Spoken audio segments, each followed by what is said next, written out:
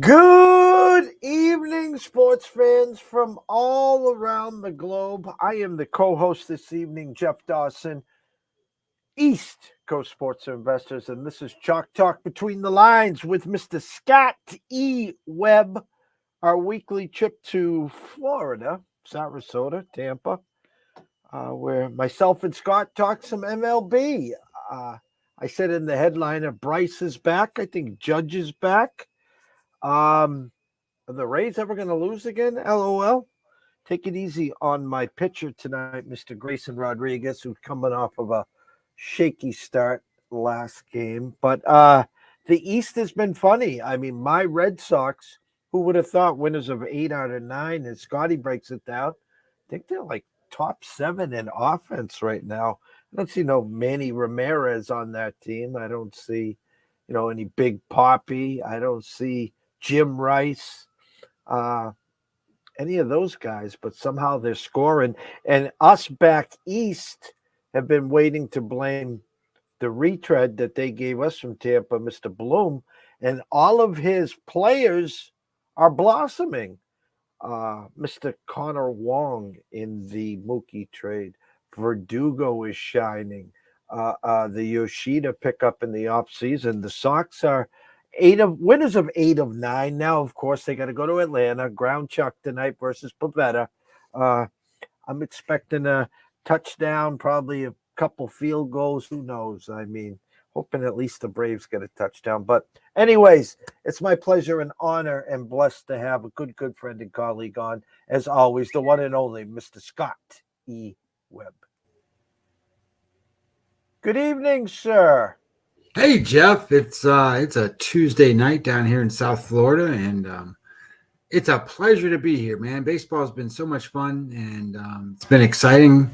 The data that I use is now starting to come in better and better and better. So I feel like the last time I was on here, we talked about how to fight through certain things and stuff, and I think the fight's always there, but it's one of those things where you can almost sense things are turning, and I feel that way right now. So I'm like all excited. I'm like, oh my God, here we go. Shout out to Connor. Good evening, Connor. Welcome back. We had a closed up shop with a winning week, 2.61 units for the week. Kind of comical story if you hadn't seen any of the shows yesterday. We do our 3-team action parlay. We have the Devils and the Devils puck line. We had the Kraken. So our dogs and our favorite come in. We had one piece left. And you know me in baseball, team totals, stay away from the back ends, first fives. Well, on Sundays, I can't put a first 5 in because a lot of people can't play sides in the first 5 in a team total. So I make it fair.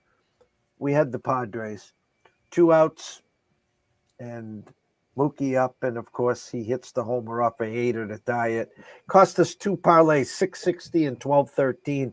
And then they, and the funny thing is when we released the Padres, I was thinking of you. I was like, Urias versus Musgrove, who's been awful. I'm like, Scotty probably would have the Dodgers minus 120, 125, and the Padres are favored. And I'm saying, well, I know Hader didn't pitch the day before, so I'm okay with the back end. And sure enough, Hader gives up the meatball. Well, I was on the Dodgers. I was on Urias. So I was happy for all the shit that happened that you weren't happy about. But I mean, that's the way baseball goes. I mean, shit, it is what it is. I mean, it happens all the time. So, it's what was your Webby line on that game?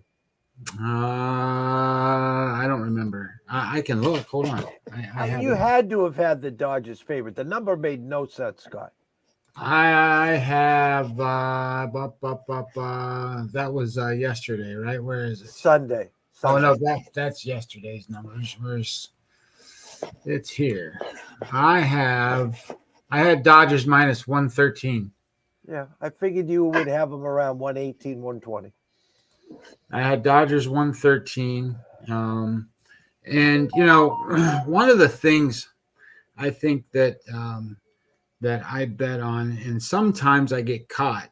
And what I mean by caught is it's too early. So And I don't mind that, other than you got to go back to the well. So what that means is um, well, tonight, okay, I'm on Nola tonight. I like Nola. I think he's turned his game around. So he got off to a bad start, but his numbers are really good. So I think he's really good, and I think he's going to pitch well. So Manoah, for example, I don't think has got it straightened out yet. So I'm not betting Manoah at all. I'll bet the Phillies, and I'll bet their offense, and I'll let them do whatever they can against Manoah. So I like that. But Urias is the same guy. So I think Urias is one of those guys that he's turned his game around. He's numbers are good. He's just been unlucky. So I was like, okay, well, I'm not going to pass up that chance, and I'll bet him. I'll keep betting them, and as long as they're not getting this, the what I think are the right numbers. And here's another one that's that way. Evaldi is that way. So Evaldi, Ray scored already. How they holy shit. So anyway, the Evaldi's that way, and I bet him a couple times early, and he didn't come through, and now all of a sudden he's given 20 innings and he hasn't given up a run or something. You can see it coming. So sometimes I'm a little too early, but I don't mind being a little early as long as you stick to it. If you stick to it, eventually it's going to pay it out. I don't want to sit here and tell you that my handicap was the greatest handicap in the world when you get down to the last out and you get a home run to tie the game and then you win in extra innings. That's a little bit of luck. But to win at this game with as many games as go on and as much crazy crap that happens, I'll take them. I'll take any win, and I'm not gonna apologize for winning that way either. So it is what it is. I've been tracking something, and I haven't released it for the VIPs. We're tracking, soon to be releasing. The problem with us releasing it is I'm going to get some that say one thing and some that say another. I want to tell you about tonight's game, because on one of our spreadsheets, we have the Toronto team total 3.5 over minus 45 cents. And then you go to DraftKings, and they've moved it up to 4.5 over plus 110. Okay. So when I have seen and tracked this, I go back to Wager Talk and take that number. The good news is, and just keep this up here, see if it happens today, the Toronto Blue Jays will score 3 or less tonight. Keep an eye on that. So as long as your Phillies get 4, you should be good there. So there was one other one too. Where was it? That it moved. I think it was Seattle as well. They went from 3.5 to 4. So they'll probably get stuck on 3. And I can't find the other one, so I won't waste time. How's the week been? What have you seen with the eyes? The Sox surprised the shit out of us this week. Obviously, I talked about that in the intro.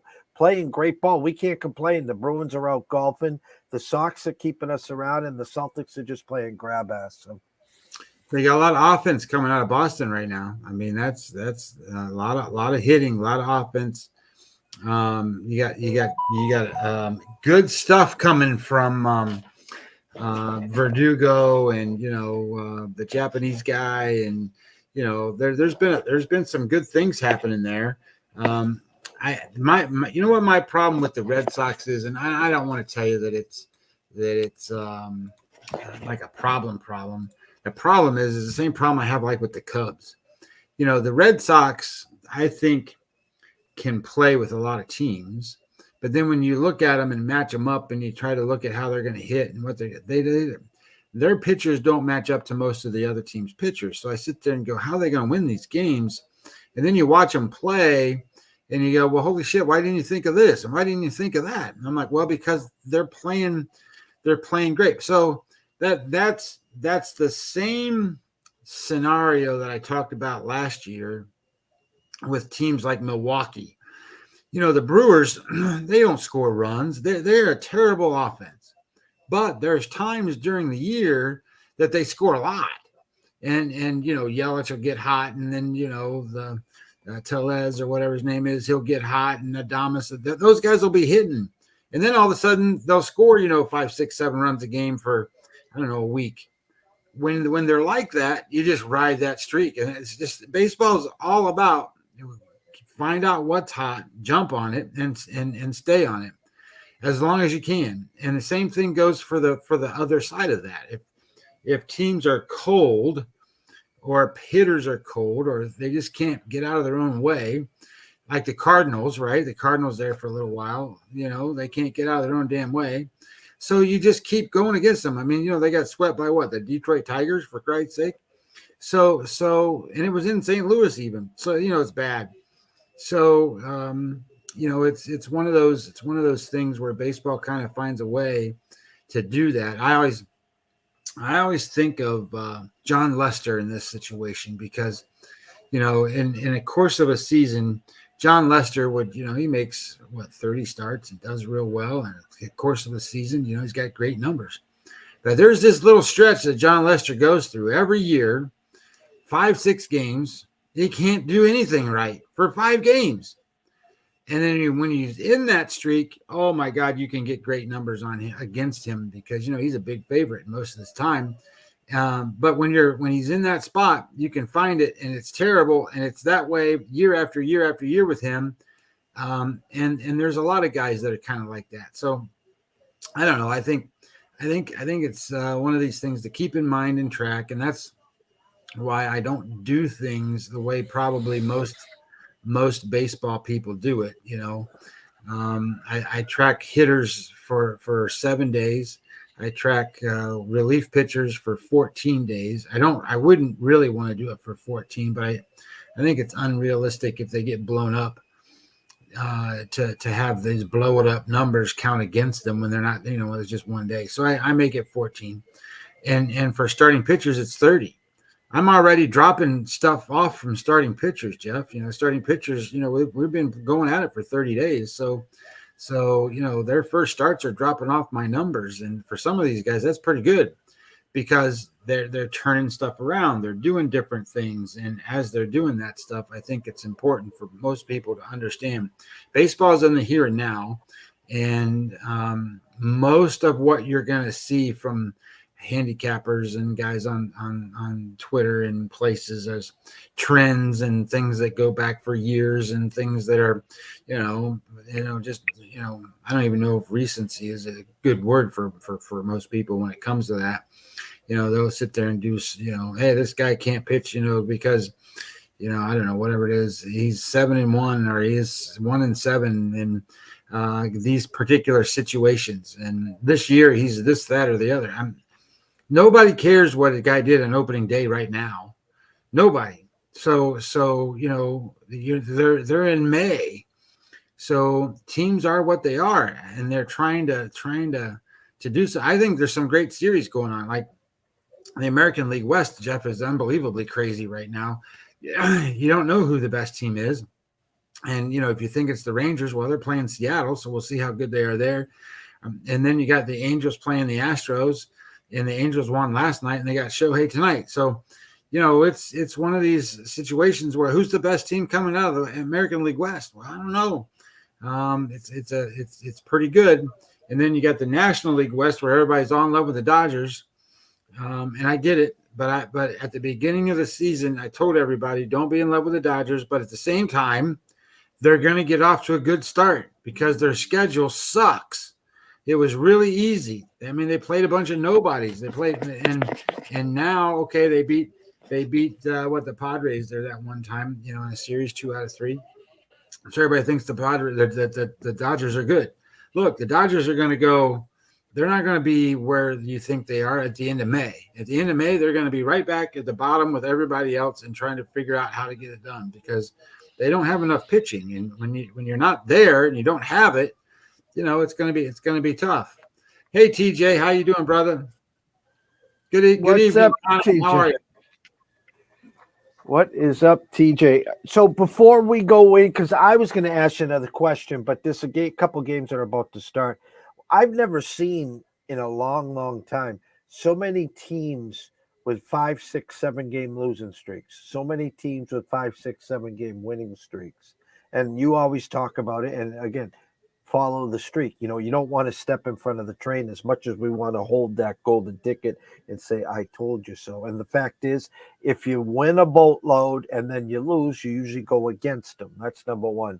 If you lose a boatload and then you win, you're probably going to win the next one. And lastly, the Sunday night travel team, and again, shame on me yesterday. The Sunday night travel team was the Dodgers, and then they went to Milwaukee last night and they lost 9-2, 9-3. And I had the Brewers team total over 4.5 on the desk. Shame on me. Shout out to TJ. What is up? But go over tonight's board, Scotty. Got a couple games that are about to throw off the first pitch, and then we got some 70s and obviously some 9:30 games. Well, we got some games that already started, so I guess we don't need to go over the Nola game. Where I guess the first one's getting ready to go was at Oakland and the Yankees there. That's an interesting game. This Rosinski guy that is pitching for Oakland, he came from the KBO, so he was one of the better pitchers in the KBO, but he doesn't have any. Here's a good thing for everybody who wants to bet baseball. You need to make sure that I'm going to give you a stat, and the stat it's called SWSTR. Okay, it's called swing strike percentage. So what that means is the balls that are thrown in the strike zone, the pitcher gets a swing and miss. So you want that to be in double digits, 10% or higher. So for example, Rosinski tonight. Rosinski is he's a low number there. So the reason you want that to be a double digit number is because if he throws a strike and the guy can't hit it, he's got an out pitch. So if he has an out pitch, what tends to happen is he's going to have a high left on base percentage. So that means that when guys get on base, he's not going to worry about it too much because he has things he can do to combat the offense that goes against him. If you don't have that out pitch, then you don't have an ability to have the ball not be hit. You know, you're going to swing and they're going to hit it. So if they don't hit it to a fielder, there's going to be runs scored. So you want to try to find guys that have high swing strike percentages. So if they have that, then they're going to be able to get out of trouble. And Rosinski's one of those guys, does not have a big strikeout rate, does not have good swing strike percentage, and he walks a lot of guys. So that's not a good mix of things to go in and play at Yankee Stadium today. And two, they get Judge back. So I don't necessarily think Judge is going to go out there and rock the world tonight, but you never know. I mean, these guys do crazy things, and they're not. And he's a hitter, not a pitcher. Usually, pitchers take a couple of 3-4 starts before they get kind of healthy again. But Schmidt, who's pitching for the Yankees, he's not even good. But here's kind of some other things. So there's some underlying things going on with Schmidt. So Schmidt has what's called an xFIP number, which is it's a fielding independent pitching, but it's predictive number. So fielding independent pitching just means balls that are hit that the pitcher controls. So a walk, a home run, and a strikeout. That's it. That's the control of the game is all dealt with by the pitcher. And so he's not relying on his defense. So that's what that means. Fielding independent pitching. So the predictive number is 3.71. So that's pretty good. That's better than average. And his Sierra number, which is a advanced ERA number, which takes into effect balls that are hit, not just the fielding independent part of it. He's got a 3.50. So those are both predictive numbers. So that tells me that his stuff is pretty good. And then the measurement on his stuff it's right up there with some of the best pitchers going tonight. So his stuff rating is 116. Now, I know that doesn't mean anything, but 100 is basically average to below average at this point. But there's only there's one guy who has better stuff than Clark Schmidt tonight pitching. I'm sure you can figure it out if you really looked at it, but it's Ohtani. Ohtani stuff is 129. But if you think about it, there's some pitchers like Nola and Manola and Scherzer. Well, Scherzer's not pitching tonight, but Gavin Rodriguez is pitching for the Orioles. There's some guys that are throwing pretty good. Kirby's out there tonight for Seattle. And when it comes to stuff and how it's graded, 116, that's a pretty high number. So maybe Clark Schmidt can figure out how to limit walks. Maybe he can get into a position where his strikeout rate's 11 per 9 innings. That's really high. But he's been unlucky. Batting average against is 316. Whip is 159. So he's got a lot of guys on base every inning. And his ground ball rate's pretty low. So when you think about what he's doing, his stuff is good. He just has to learn to pitch. So if he can figure it out, maybe against Oakland, here's a run line possibility for you. And I know he's a home team, and I know all that stuff. And you're going to lose an at bat. But I do want to talk about the run line thing in just a second. I put a tweet out earlier, and I got to go find it. That tells you a little bit about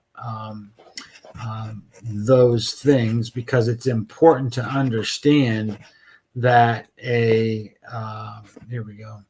So I just got to find it. Man, I tweet a bunch of stuff, don't I? Okay, so there's been 1,036 Major League Baseball games so far. Now, that's not really true. I mean, it's not been 1,000 games, but it's 2 teams. And there have been 239 one-run games, okay? So if you divide that out, it's 23% of all Major League Baseball games are down to 1 run. So it's kind of like football, right? When you have a spread, how many times does a spread really become part of the deal? Well, sometimes. And it's the same thing in baseball. 77% of the time, the spread means nothing. 77% of the time, the spread means nothing. Don't be afraid to use the run line. Don't be afraid to use it. Yes, it's going to get you. I mean, 1 out of 5 bets, 1 out of 4 bets, whatever it is, it might get you. But over the course of a season, you're going to come out ahead with the value in terms of your number. When you're only paying 105 on a bet that normally would be cost you 145, 150, 160, something like that. I think you're going to find that the number pays out for you a little bit.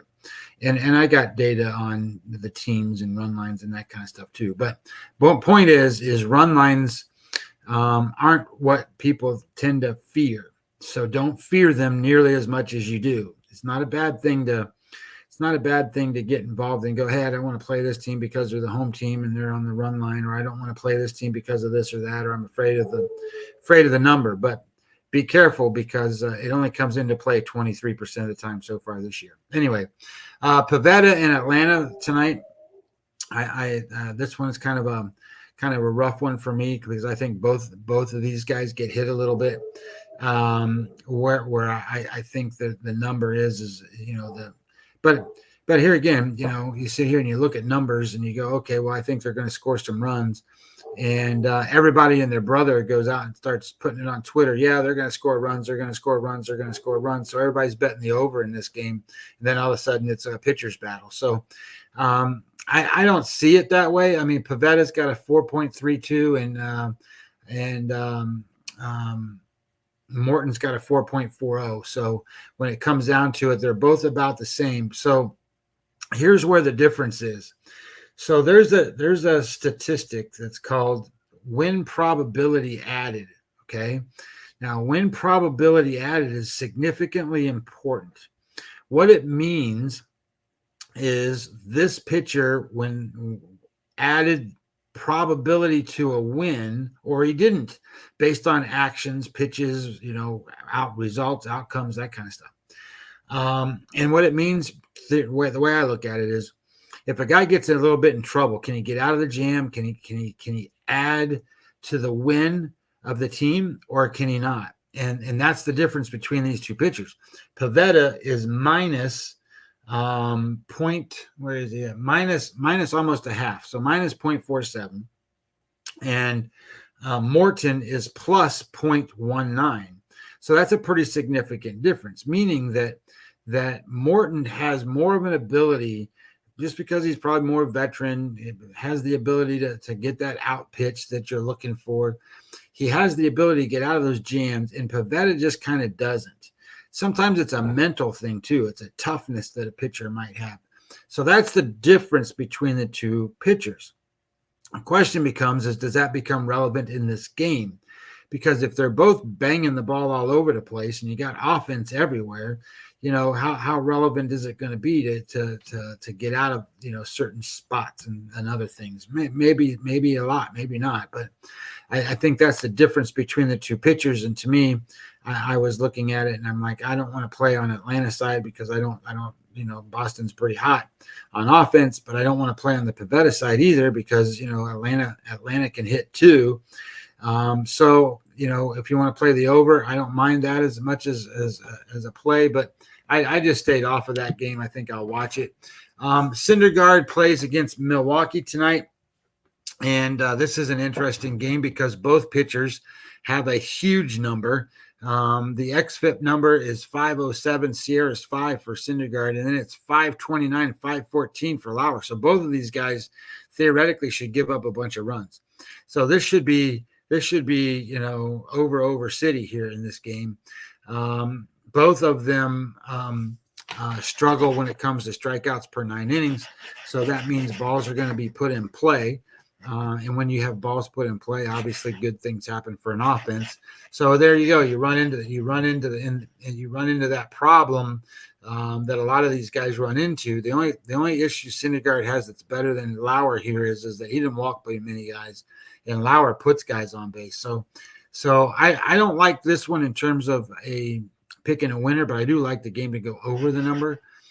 Flaherty pitches against Tyon today, but everybody and their brothers on Chicago. Everybody and their brothers on Chicago. That's all I can see, at least on Twitter, in the Twitter world. But I'm going to throw out a big red caution flag to you people that are on Chicago tonight. Jack Flaherty has not been good, but Jack Flaherty is also one of those guys that has a decent number predictive. 3.89, 3.84. That's pretty good. Tyon's 3.24, 303. So a little better, but not much. I mean, those are pretty comparative numbers.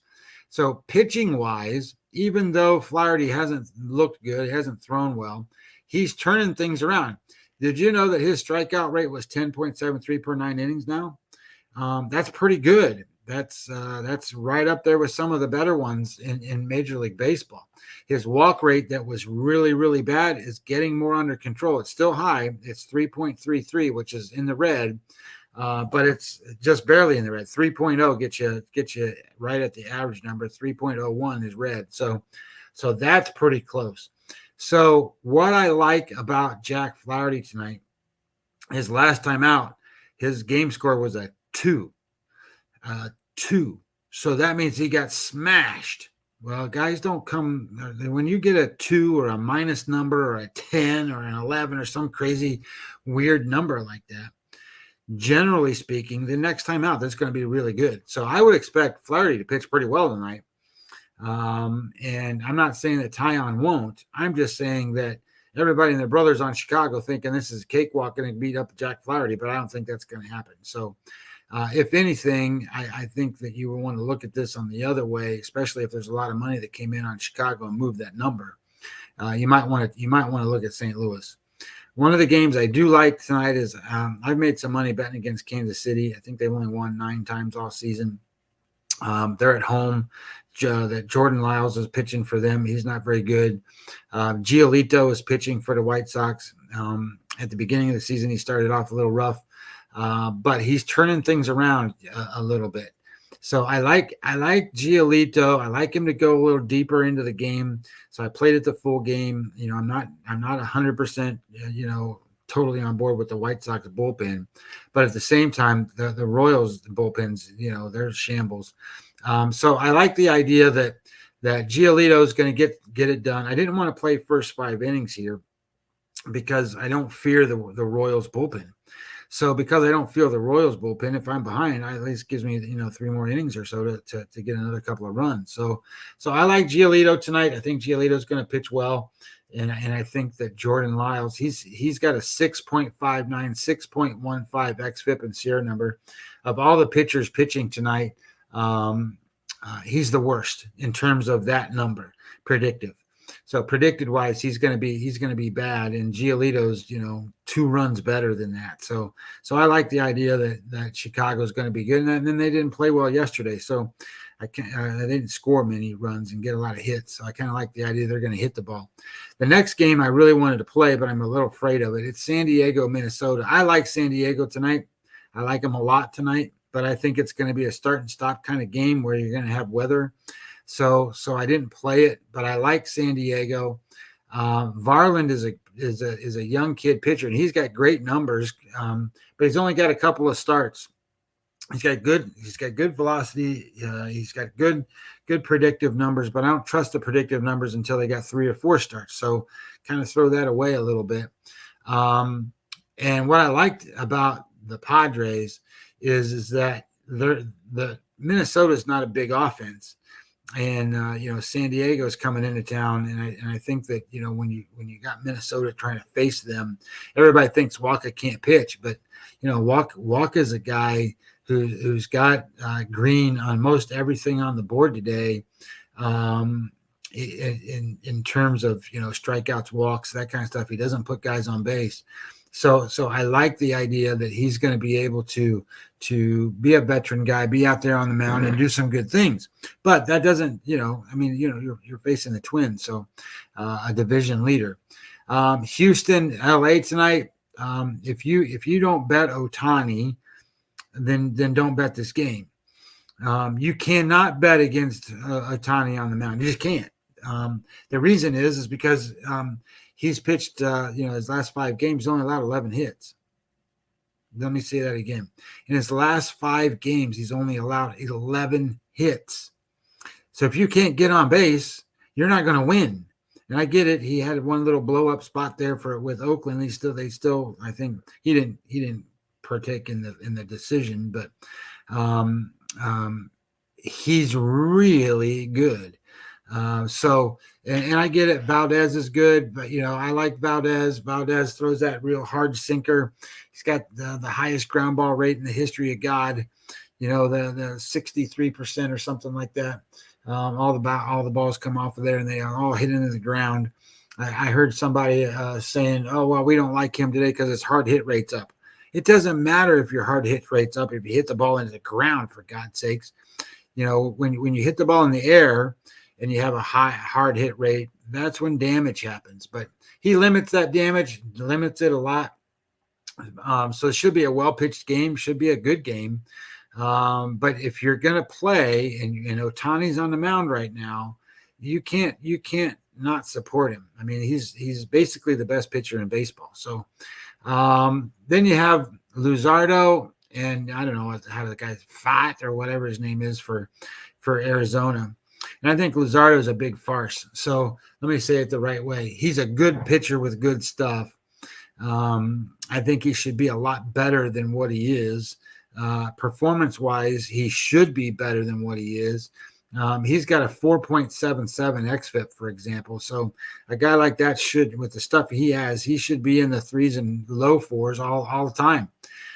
His strikeout rate's pretty good, but not one of the highest ones on the board. He walks too many guys. He's got a 309 batting average against. Now, how does that happen? You got some of the best stuff that you could have. Throws 96 miles an hour, and then you run into the idea that he still has a batting average that's 309.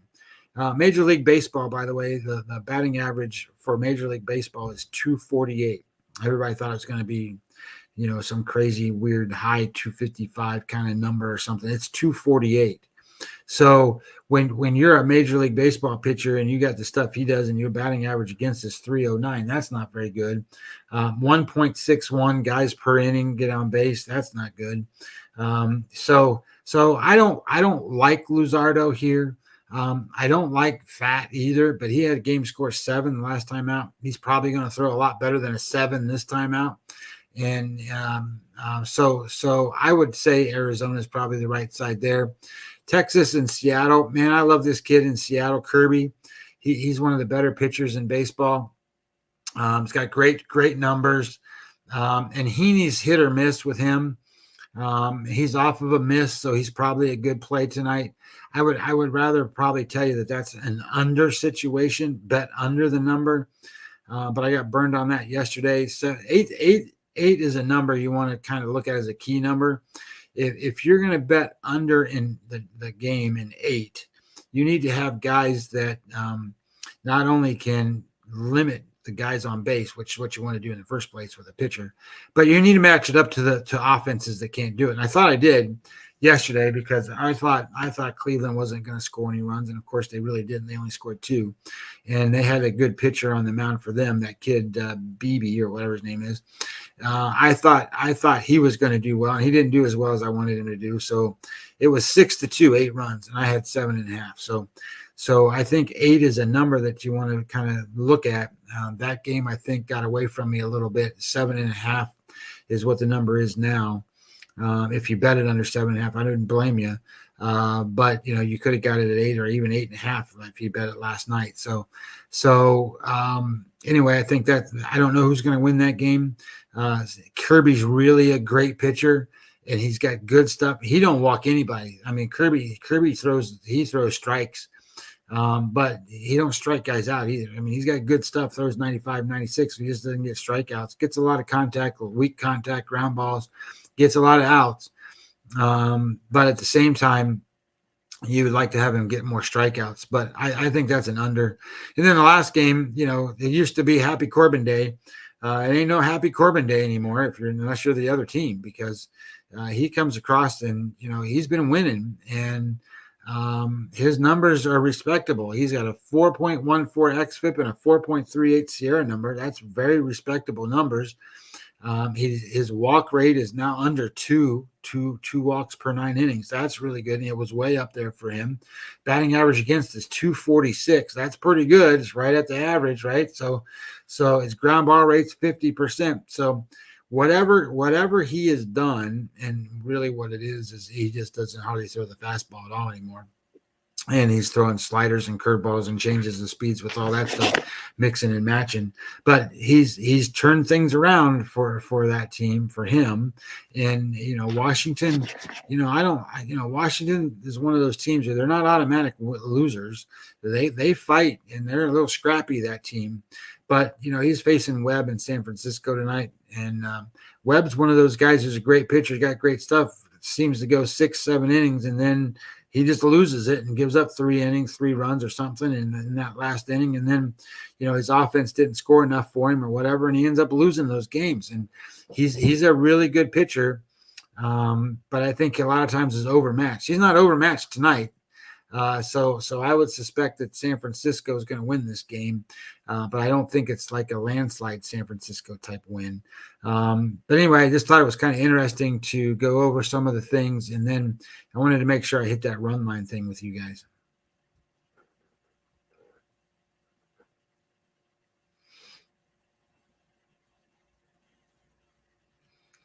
Jeff, I can't hear you.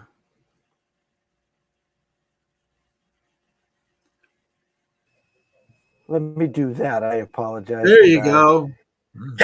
Currently, right now, bottom of the third, Rockies 1-0 at Pittsburgh. Reds 1-0 over the Mets. We'll talk about Max. Max scratched Peterson in for the Mets there. Bottom 4, Bieber and the Guardians 1-0 against the Tigers. It was 1-1, now 3-1. Orioles, bottom of the third against your Rays. 0-0, bottom of the first, Oakland and Yankees.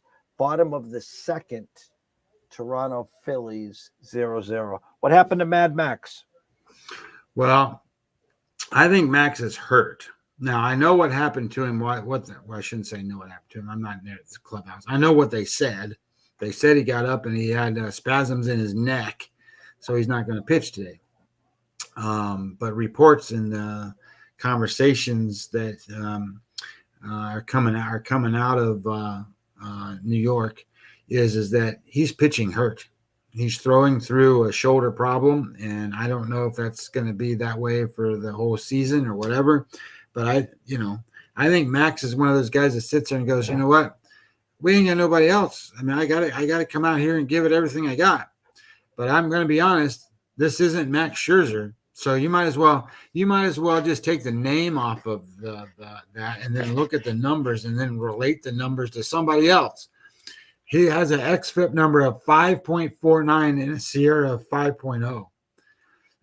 So that's not good. It's really kind of bad, to be honest. So his strikeout rate 9.5, and you know what? He's a guy that hangs around in these games. I mean, his WPA number is a 0.7, so that's not bad. But you know, he's not got the out pitch anymore that he did have. He doesn't have the velocity that he had, so he's very hittable. And I think that he's going to go out there and will things together and gut things through.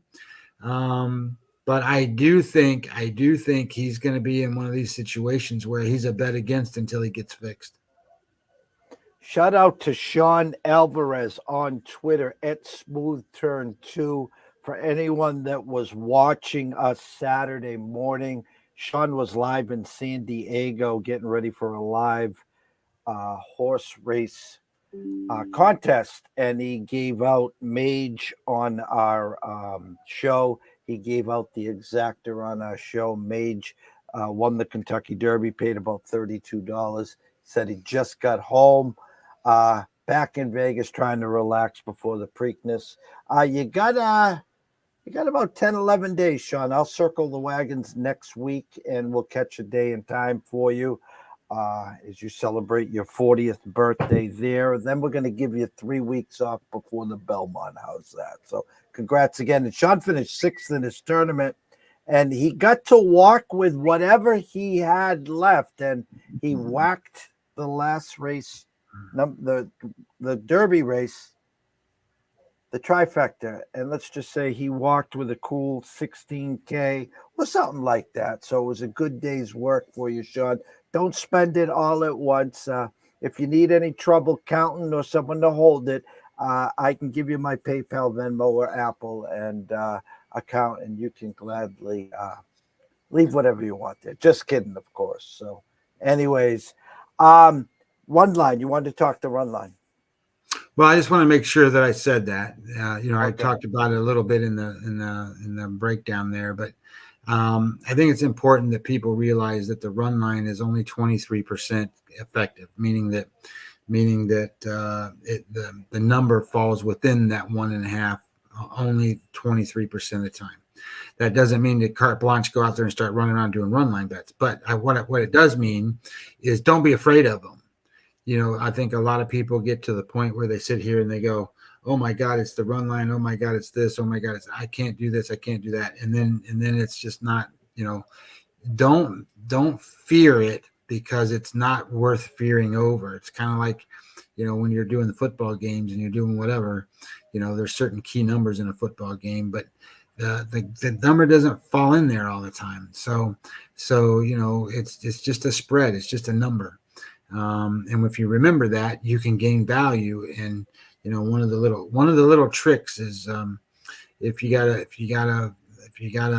away favorite and a total that's 8.5 or lower, then you should bet that favorite on the run line. I agree there as well. You know, it's funny. We're at May 9th. And you can take a snapshot of the standings and then go back there June 9th. You can go back there at the All-Star break and then check it again around September 1st. So some teams are just bad starts. Some teams, some good starts. Some teams back to reality. So also, as I said, Harper and Judge both back, correct? Yep. Judge playing tonight. Harper has been playing. I think he hit his first home run the other day. So I think that's crucial for both teams. One of the things I think is important when you're looking at a baseball team is you know, we talked about injury clusters. You know, we talked about that the one day. I think you can look at offense in clusters too, right? So how many guys in the lineup are you afraid of during that game tonight? So, you can look at, is there 2, 3, 4, 5 guys that are batting above the batting average in the lineup tonight? Are they having good power numbers in that in the short windows, right? Short windows. So you can go to Fangraphs and you can sort by 7 days, and you can sort players, and then you just do them by team, and then you do them by 7 days, and then you look at a column that they have called OFF, which is offense. It's just offensive WAR. So, but it's the WAR number, but it takes out the defensive number, and that's all I'm looking at right this minute. And I want to see how good the offense is, and how many guys are doing really well in this 7-day stretch. If there's 1 or 2 guys, Jeff, then that whole offense is carried by how good that one guy is. But if there's 4 or 5 or 6 guys in there that are doing really well, okay, this is a pretty good running offense. It doesn't matter really what pitcher is going to go, because it's going to be hard to get those guys out. So those are good teams to bet on, and they're good teams for overs on. So you want to look at that, and you want to look at the vice versa of that too, because there's a lot of guys, you can have negative WAR, you can be minus. That's not very good to be minus, but there you can be minus. I mean, that's not a good thing. I mean, I'd rather be 0 than be -2 or something. But there are guys out there that are -1, -2, and they're superstars. But that's because it's only for 7 days. But what if you knew, for example, that if you were going to be playing against, I don't know, I'm just making this up. Say you're playing against, I don't know, the Padres, and 3 of their top 4 guys are all -2s right now. I wouldn't fear any of them guys, because none of them are hitting. They're swinging at balls out of the strike zone. They're chasing pitches. They're like Sally Sue up there. So, but the next time you might see them, they might be the guys that have 5 WAR up there for a week, 3 of them. And all 3 of those guys are like, accountable for 10 runs a game. And then all of a sudden you're like, oh my God, it's King Kong. What happened? Where did Sally Sue go? And that's the way baseball works. So if you really can find the right mix of players at the right time, that's when you want to be betting them. And then obviously you want to hope your pitchers do what they're supposed to do. I mean, you know how frustrated I get when I watch these. I don't watch every single game live, so I can watch them, on the computer. I watch a lot of that, and I can see what they swing at, and I can do it. And I go, if only you could sit here and look at it and go, do you know how many non-competitive at-bats batters give away? I mean, they're swinging at junk. The first pitches, they're out of the strike zone, they swing at, and then all of a sudden the pitcher's got a pitcher's pitch, and then they got to swing at that, and then all of a sudden there's a ball 4 inches off the plate, and they swing and they're out. That's just giving away an at-bat over and over and over. You see it all the time. And pitchers aren't stupid. They know what's going on. They can see the guy's giving away an at-bat, and they go after them, and they just do it. So whatever it is, what it is.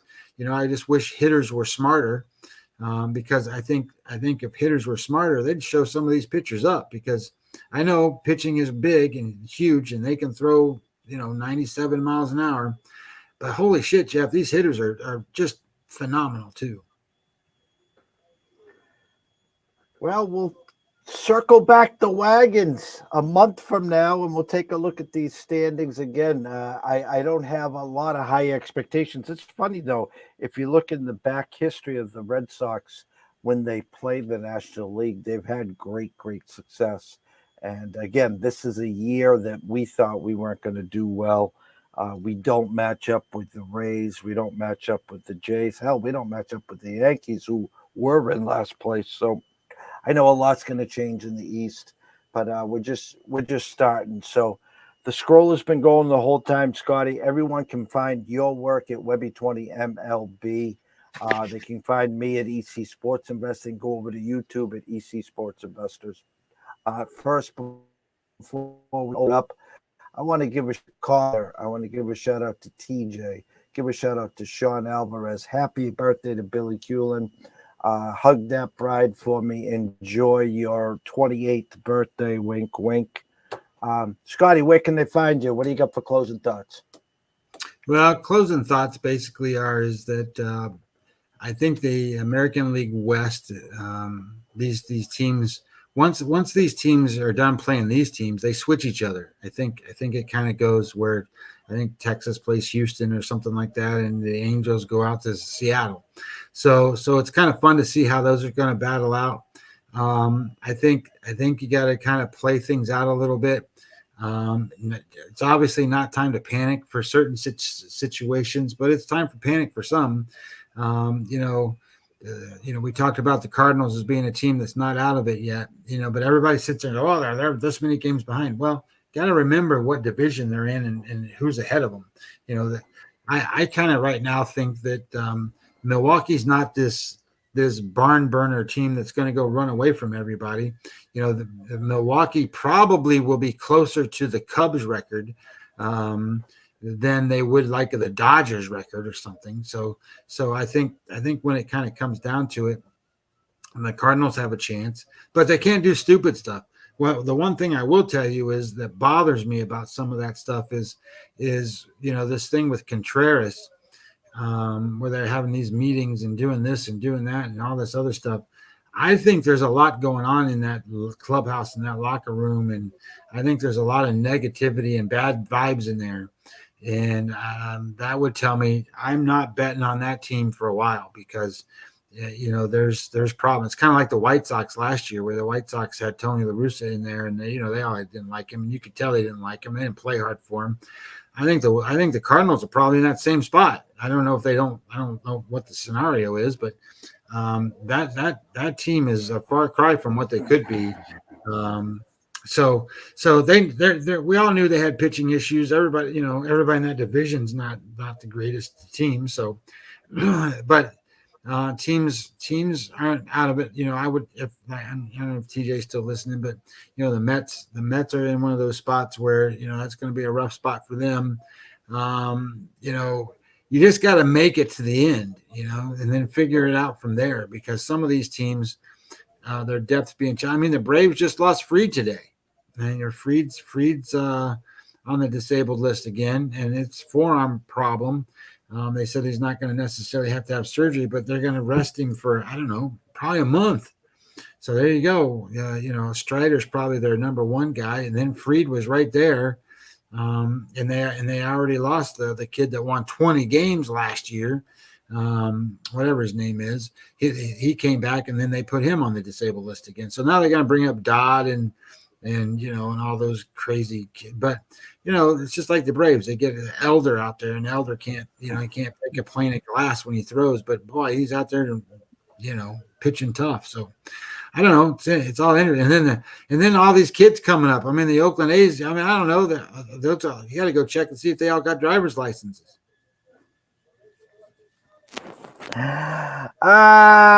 Yes, we will check on that for you. Again, thank everyone for watching and listening. I'll check with Scotty, see what we can do. We might be able to sneak a show in later this week or on the weekend. It is Mother's Day weekend, so Sunday will be tough, but we'll figure it out. So for myself, Jeff Dawson at EC Sports West, from the one and only Scotty Webb at Webby20 MLB, we wish everyone a blessed evening. I'm going to close with this. If you're having a problem wagering, okay, please pick up the phone. There's an 800 number. I think it's 1-800-GAMBLER. Give them a call. Why? Myself and Scotty care. We want to see you here today, tomorrow, next week, next month, through 2023 and beyond. From myself, Jeff Dawson at EC Sports Invest, Scotty Webb at Webby20 MLB. Everyone have a great night. Enjoy the MLB. Enjoy the NBA. Enjoy the NHL. We got it all here, guys. And we will catch up with you soon.